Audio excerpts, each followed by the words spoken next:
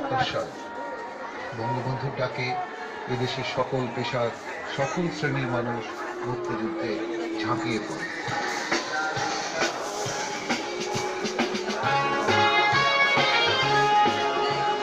কিন্তু অল্প কিছু সংখ্যক এদেশের বেঈমান পাকিস্তানি বাহিনীর সাথে হাত মিলিয়ে রাজাকার, আল বদর, আল শামস এবং শান্তি কমিটির নাম দিয়ে আমাদের দেশে নারকীয় তাণ্ডব চালায়।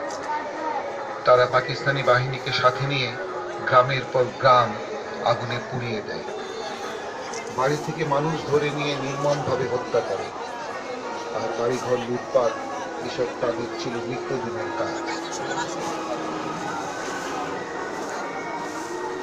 এইসব দেশীয় বেঈমানরা মা বোনদের ধরে নিয়ে পাকিস্তানিদের হাতে তুলে দিত।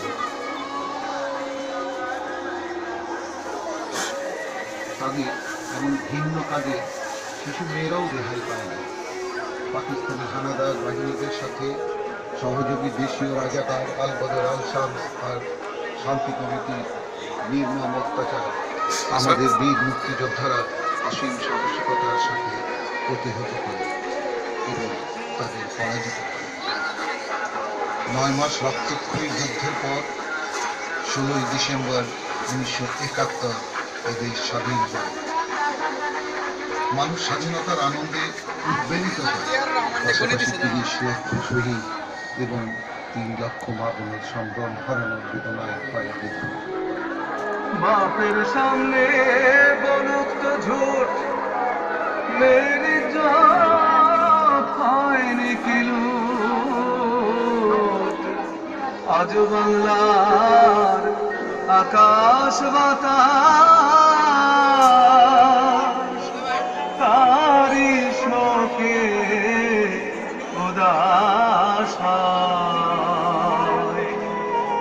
আমি দাম দিয়ে কিনেছি বাংলা।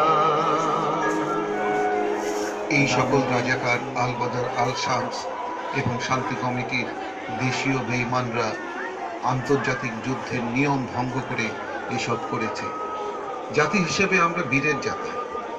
যারা আমাদের মা বোনকে ধর্ষণ করেছে, যারা আমাদের স্বজনকে হত্যা করেছে, বাড়িঘর জ্বালিয়ে দিয়েছে, লুটপাট করেছে, তারা মানবতা বিরোধী অপরাধ করেছে।